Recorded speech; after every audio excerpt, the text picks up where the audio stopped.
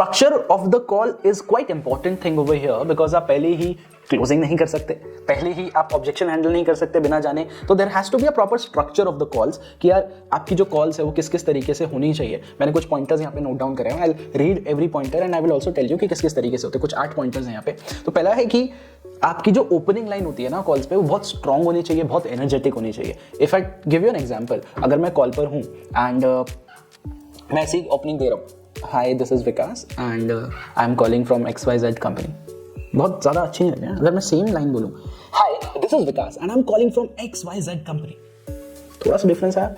यही difference matter करता है आपकी सेल कॉल को बेटर करने में और वर्स करने में। बिकॉज यार सिंपल सी बात है, सामने वाले को जिस तरीके की एनर्जी जाएगी वो उसी तरीके की एनर्जी रिफ्लेक्ट करेगा। And you have to be really high on energy on every call. I know it's hard, but that's what a professional person does the hard thing and you have to do the same. आपकी हर opening line, irrespective of it is your first call or irrespective of it is your 100th call, needs to be at the same pitch. Be professional. दूसरा है कि जब आपने interview कर दिया, क्या बोलते हैं, आपने एनर्जी के साथ अपना ओपनिंग लाइन दे दिया, उसमें आपको अपना इंटरव्यू देना है, इंटरव्यू आपका चला गया एंड कि सोर्स कहाँ से मिला। लेट्स सपोज अगर मैं कॉल कर रहा हूँ, हमारे वेबिनार होता है, तो वेबिनार के बाद में कॉल कर रहा हूँ, तो you attended the webinar yesterday, okay. अगर उन्होंने इंक्वायरी किया इंस्टाग्राम पे, तो you enquired about our programme, about our product on Instagram. अगर उन्होंने किसी के रेफरल से आया है वो नंबर, तो mister X referred to you. इस तरीके से आपको वहाँ पे पहले स्ट्रॉन्ग ओपनिंग देनी है, इंट्रोडक्शन देना है एंड सोर्स बताना है। Second point is purpose of the call. अब आपने इंट्रोडक्शन दे दिया, सोर्स बता दिया, अब ये भी बताना है कि I am calling you for this and this purpose. Let's suppose अगर उन्होंने इंक्वायरी करी थी, तो I am calling you because you have enquired on this particular thing. I am calling you because mister X told that you are also looking for such a solution. इस तरीके से आपको वहां पर पर्पस बताना है and how I can help you with it, right. I hope अभी तक ये चीज क्लियर है।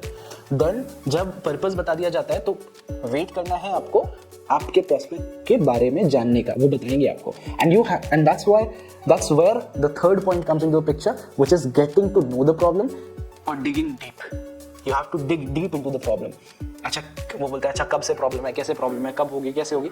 I'll have that pointers in the next video as well, जहाँ पे मैं स्क्रिप्ट के बारे में बताऊंगा। Let's go to the next point, which is get to know their objective and goals. पहले हमने प्रॉब्लम जानी, फिर हमने उनके गोल्स जाने। तो प्रॉब्लम से उभर के गोल्स अचीव करने होते हैं हमेशा। तो वो प्रॉब्लम क्या है, उभरे और फिर गोल्स अचीव करें। So that is how you go.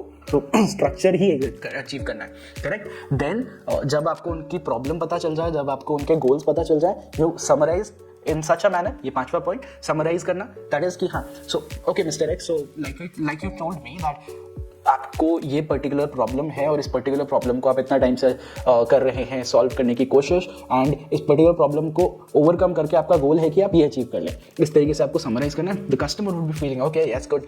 So then comes the part, summarise करने के बाद क्लोज।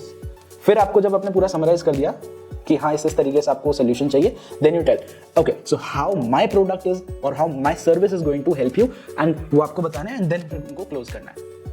वो क्लोज हो जाते हैं, फिर उनके ऑब्जेक्शंस आते हैं। तो I am going to talk about that as well. Objection handling होती है फिर कि यार आपका अच्छा पैसा नहीं है, आपको मेरे को टाइम नहीं है, या फिर ये वाला प्रोडक्ट मैं क्यों लूँ, आपके तो मार्केट प्राइसिंग से बहुत हाई हैं, क्यों है, कैसा है, ऑल दीज ऑब्जेक्शंस कम। अब ऑब्जेक्शन हैंडलिंग मैं इस वीडियो में नहीं बताने वाला हूँ, इसमें स्ट्रक्चर बताना है। ऑब्जेक्शन हैंडलिंग अगर आपको देखनी है, मैंने काफ़ी सारी वीडियोज़ यूट्यूब पे अपलोड करी हुई है, इंस्टाग्राम पे भी है। I would recommend you to please go and have a watch. वहाँ पे मैंने आपको एक एक करके बताया हुआ है कि कौन स्टूडेंट है तो स्टूडेंट को क्या जवाब देना है, हाउ मेकर को क्या जवाब देना है, बिजनेस ओनर को क्या जवाब देना है, for all these objections that come which are common objections like time, money, all these things. Then again the closing has to happen. पहले आपने समराइज करा, फिर क्लोज किया, फिर आपने ऑब्जेक्शन हैंडल किया, ऑब्जेक्शन हैंडल कर लिया, उसके बाद फिर से क्लोज करना होता है। बिकॉज ऑब्जेक्शन हैंडलिंग के बाद क्लोजिंग इंपॉर्टेंट होती है, और क्लोजिंग एक बार नहीं होती, ऑब्जेक्शन आते रहते हैं। आपको हर ऑब्जेक्शन के बाद बार बार क्लोजिंग करते रहनी होती है।